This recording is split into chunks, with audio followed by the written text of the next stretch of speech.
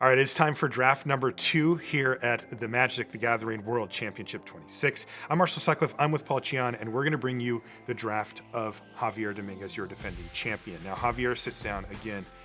The most important draft of his life, really of any player's life, is taking place here. And you can tell just based on his body language, honestly, that there's nerves. He's pumped up for this. Yeah, and it's kind of incredible because he's had so much success over the past 2-3 years. He was 20 or 30 mythic points ahead of the next challenger, and he won a mythic championship. So yeah, he had multiple seats at this draft table. Yeah. So let's see what he opens up. It looks like Thassa's Oracle, Gray Merchant of Asphodel, and there's a Heliod's Pilgrim as well. What do you like here, Paul? Gary, go for a little Thassa's Oracle for the alternate win condition? There's a lot of really interesting choices here. I mean, I think you can, any of those 3 picks are defensible. With Thassa's Oracle, you can draft the control deck and have that kind of be your legitimate endgame win condition. There's so many ways to mill yourself. And now you have Gray Merchant of Asphodel, which, you know, we've seen its power already in older Theros sets. It's now been moved to uncommon, so you don't see upgraded, upgraded, you know, or maybe where it belongs. But Gary got a promotion. He got a promotion, and with good reason, of course. And you know, it's I've had so many games where my opponent just plays Gray Merchant and just drains me for 8 to 10 damage. So very, very powerful option. And then of course you have Heliod's Pilgrim. Lots of really powerful auras in the set. Powerful removal spells that are auras in the set. So all of those defensible options. He ends up going for the Thassa's Oracle here, puts him deep into blue, but it is legitimately a good card to take. Also just a very exciting pick in general. This next pack is also stacked here for Javier. He's got Bronzehide Lion pulled to the front, but there's a Nyx Herald and a Chainweb Arachnir, both in green in this pack. The interesting part about the Bronzehide Lion, of course, is that it is gold and neither of its colors are blue, so it would be a big departure for Javier. The more flexible pick would be taking the Nyx Herald because you can be green, you have that flexibility, you can move into a bunch of different colors. Whereas if you take the Lion, you're kind of committing to, okay, either this is going to make my deck and it's going to be great, or I've lost the pick. Wow, so he's actually going to go with the Bronzehide Lion here, which basically means that he can't have both. He is going to have to be green-white or something along those lines, or heavy blue. So pack 1, pick number 3. Well, this is another pack with some really nice options in it. There's Mystic Retrieval or Voracious Typhon, but there's also a gold card with Siona here in the pack, and there's even an Ichthyomorphosis as well if he wanted to kind of run back to that Thassa's Oracle. So really good options here for Javier. Yeah, I'm a really big fan of Voracious Typhon. It's just a huge meaty creature, and then when you get to the late game, I mean, you have a 7/7 with the escape effect. I think it's a pretty safe pick here to take. Of course, you can kind of take the gold card or the Ichthyomorphosis. However, I think Typhon is probably the pick here. You have the best chance of getting back the Siona, so it feels not so bad to send that one along its way, and he does end up taking the Typhon. So this next pick is an interesting one. He's got Renata, Called to the Hunt, pulled to the front, and that looks like a pretty straightforward one. Yeah, I mean, that's one of the best green uncommons in the set, and he's got to be thrilled, and that's got to be a sign, right? You're like, okay, green seems pretty open here. I got the Typhon, I got the Renata, so at least knowing that he's going to be in green. So he's solidifying himself in green, and the Thassa's Oracle is kind of dimming away in the sunset here in Hawaii. But look at this. He's got some nice options, white to go with his green cards. He picks up the potential here for a Daybreak Chimera. Yeah, I mean, there's a Daybreak Chimera and even a Birth of Meletus. I mean, you could consider playing either of those cards. He's already got the Lion, so the Chimera seems like a nice card to pick. And what? Whoa! Relentless Pursuit. That is really interesting. Yeah, wow. Okay, so it looks like maybe Javier and his testing team are looking at things in terms of graveyard-based synergies. He's already got the Typhon, and he's less interested in the onboard, efficient creatures that are available because, whoa, he just passed a Chimera when he's trying to be green-white. From what we've seen so far, it looked like the Chimera was the pick. Relentless Pursuit, he must be really high on it. Also, maybe he wants to just shut off green, right? He's been seeing a lot of green cards. Maybe he's also trying to cut green. But, that is a very late Ichthyomorphosis. That is a very solid aura. It might be kind of reason enough for him to potentially, if he sees a blue rare, to move into blue. Yeah, and that was 11th pick, Ichthyomorphosis. That is really late for that card. And as you look at his cards laid out here, you could see a world where he actually does pivot over into green-blue and plays the Thassa's Oracle and the Ichthyomorphosis. Like, let's say he opens a great blue rare, you would change colors. Well, I mean, his white cards aren't even all that impressive, right? No. You have the Lion and everything else is decent, but just mostly filler cards. All right, so let's just take a moment, though, to zoom out, because once again, we can kind of take a lay of the land and look at how the colors are shaping up for the other drafters at the table. And I have to say, going back to that Chimera pick, Javier has not cut white, and he is actually, the next two players to his left are both in white. Yeah, so, that just means he's not going to see any white cards in pack 2. The one thing that he did do, however, was cut green, right? He did. He took most of the good green cards. We see Eli in green. He's 2 seats away, but, that's kind of what he's going to be looking to pick up because, again, it's going to be really difficult for him to pick up white spells, at least in pack 2. Yeah, curious to see maybe if he would veer back towards blue, given the 2 good blue cards that he has. Let's find out right now. Pack 2, pick 1, and look at this, Paul. A black card has emerged to the front of the pack here for Javier. He has, interestingly, Final Death, but also another Thassa's Oracle in the pack. He opened the same rare. Yeah, and this is really interesting because kind of going back to that last pack, he had an Ichthyomorphosis and a Thassa's Oracle, right? So this could be an opportunity to take the second copy of Thassa's Oracle and maybe move into kind of a controlling blue-green deck where ultimately your win condition is with that Thassa's Oracle.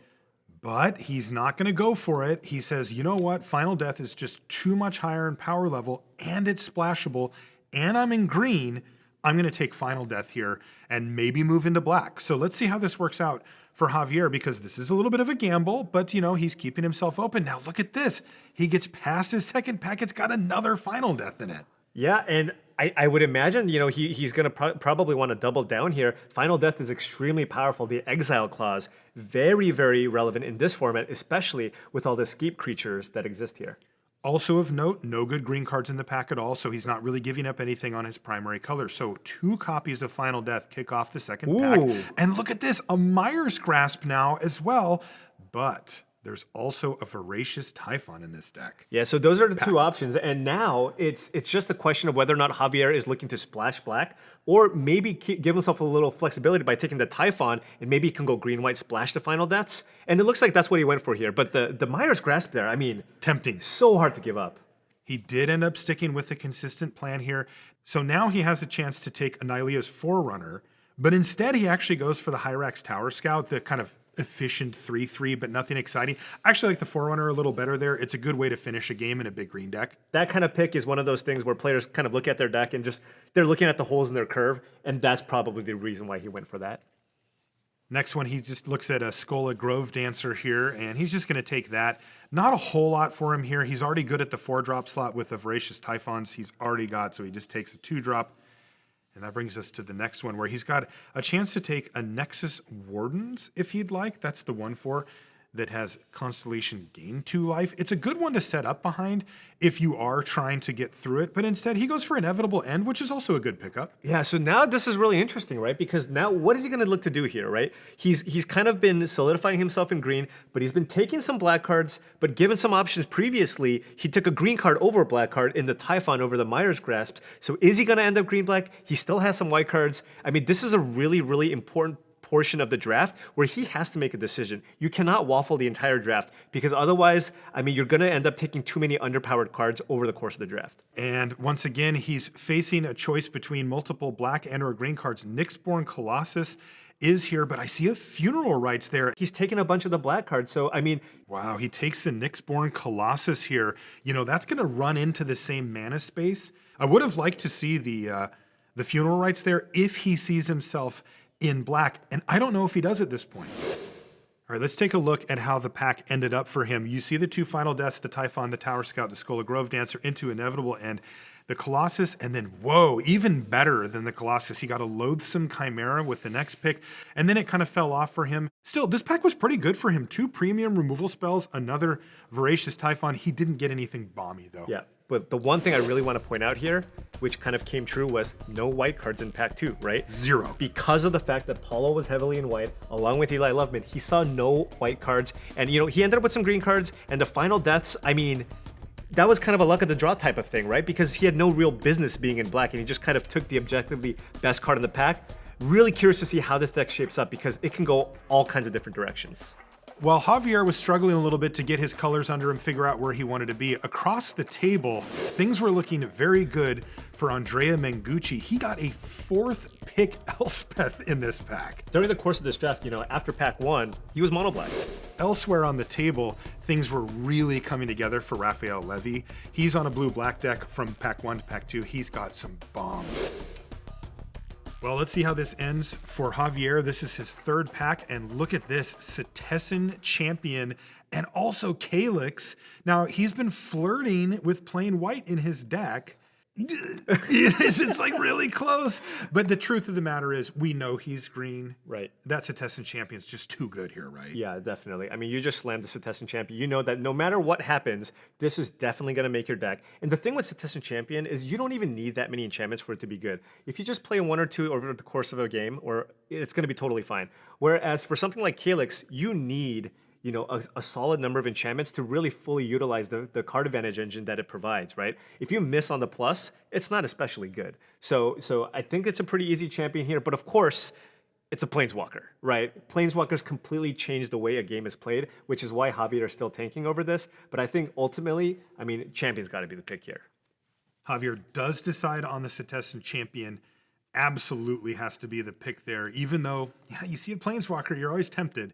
But the truth of the matter is that Javier doesn't even know if he's going to play white cards at this point. Right. So the Setessan Champion's a guarantee to make his deck. So that brings us to the second pick here.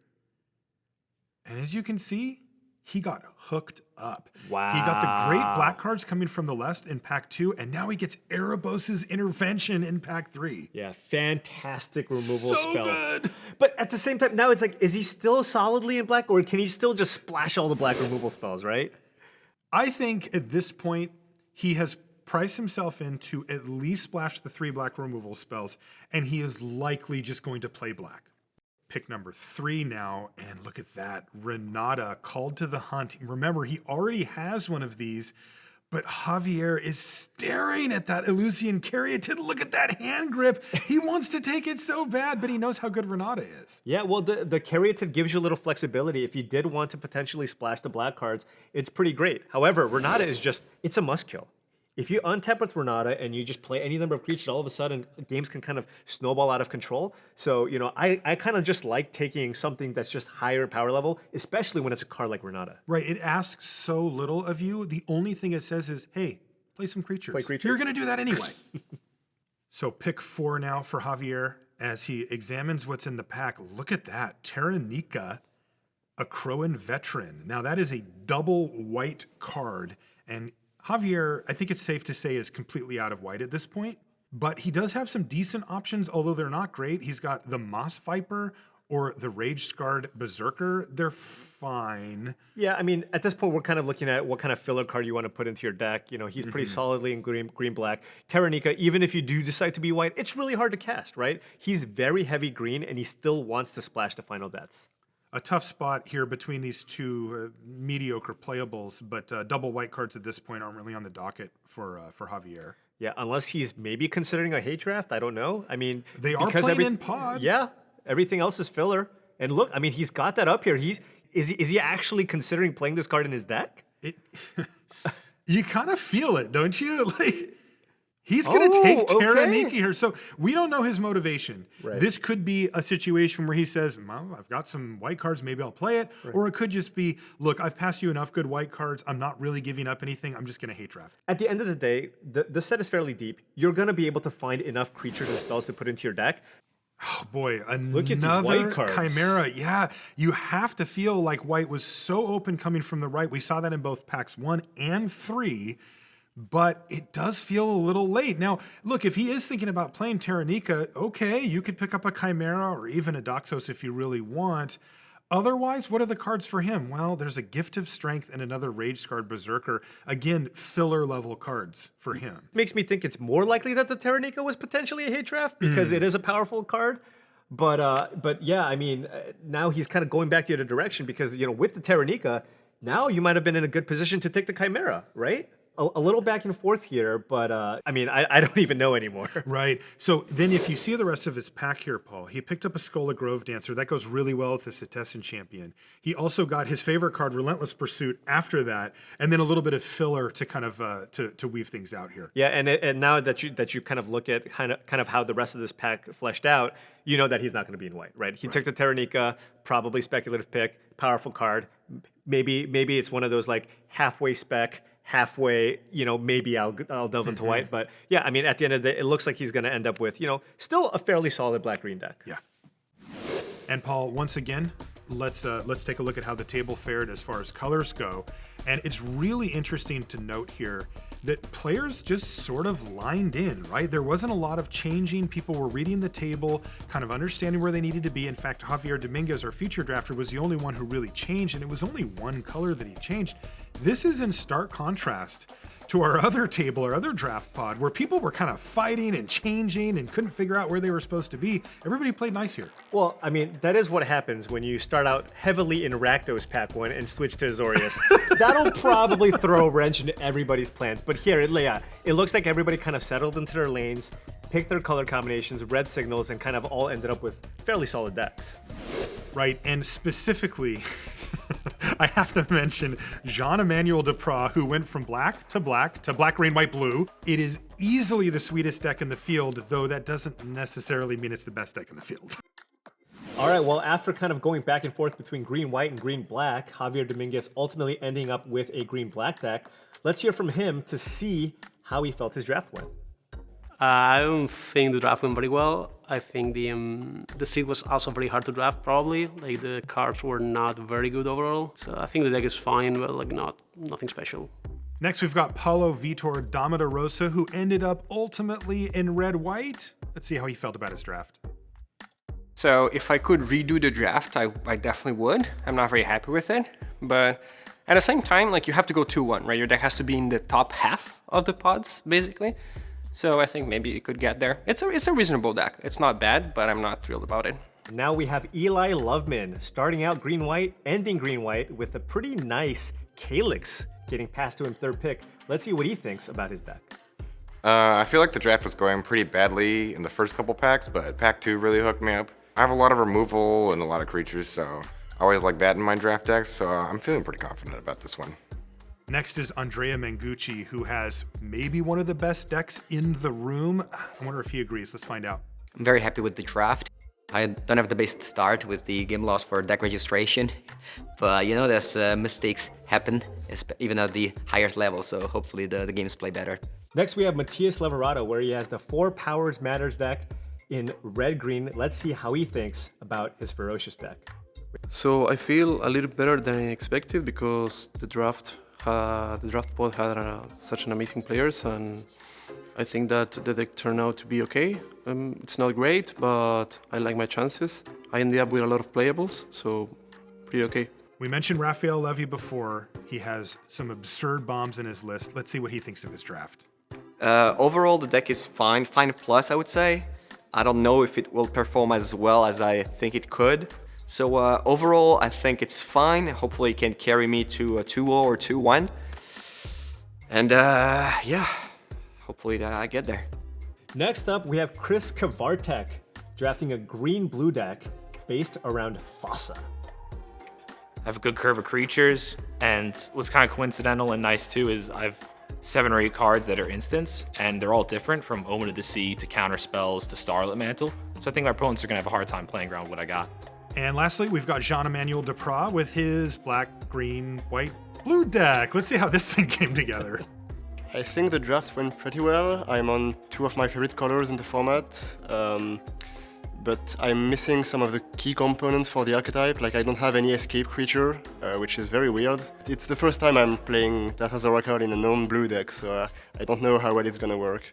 Okay, so let's take a look at the big picture here and see how these decks fared. Paul, you and I graded these ones once again, and as you'll note, average is much higher. We've got 2 A's in the field here, where we had none in the other table, and that is because these players played nice. They drafted in a way that allowed the other players to kind of find their niche and draft their colors. Yeah, and as you can see here, we have a couple of A grades, and the reason being is both of these players kind of drafted their seat, their color. Additionally, they have rares. They have bombs on top of that. Andrea Mangucci with, of course, that Elspeth, and Raph Levy with Kior Basasiga, one of the best rares in the set. We have to mention Jean-Emmanuel Duprat. He got a C with an asterisk. Now, the asterisk is he actually got an A for sweetness.